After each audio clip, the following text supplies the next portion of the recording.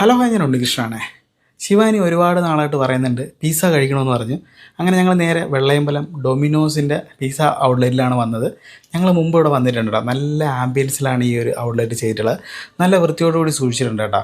മുമ്പെന്ന് പറഞ്ഞാൽ ഏകദേശം 1 വർഷത്തിന് മുമ്പാണ്. ഞങ്ങളങ്ങനെ അധികം പിസ്സയൊന്നും കഴിക്കാറില്ല.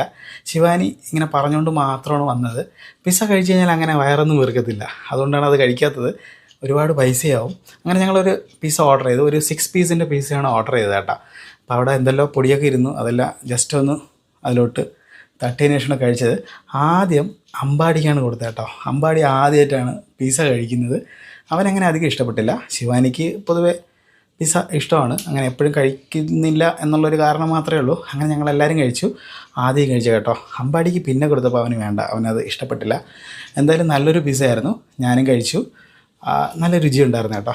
പിസ്സ അങ്ങനെ പൊതുവെ എല്ലാവർക്കും ഇഷ്ടപ്പെടാറില്ല. ചില ആൾക്കാരാണെന്ന് വെച്ചാൽ ലൈറ്റായിട്ട് ഫുഡ് കഴിച്ച് വയറ് വീർക്കുന്നവർക്ക് ഈ ഒരു പിസ്സ ഇഷ്ടപ്പെടും. എന്തായാലും നല്ല രീതിയിൽ ചെയ്തിട്ടുണ്ട്. അപ്പോൾ ഇന്നത്തേക്ക് ഇത്രയേ ഉള്ളൂ. ബൈ.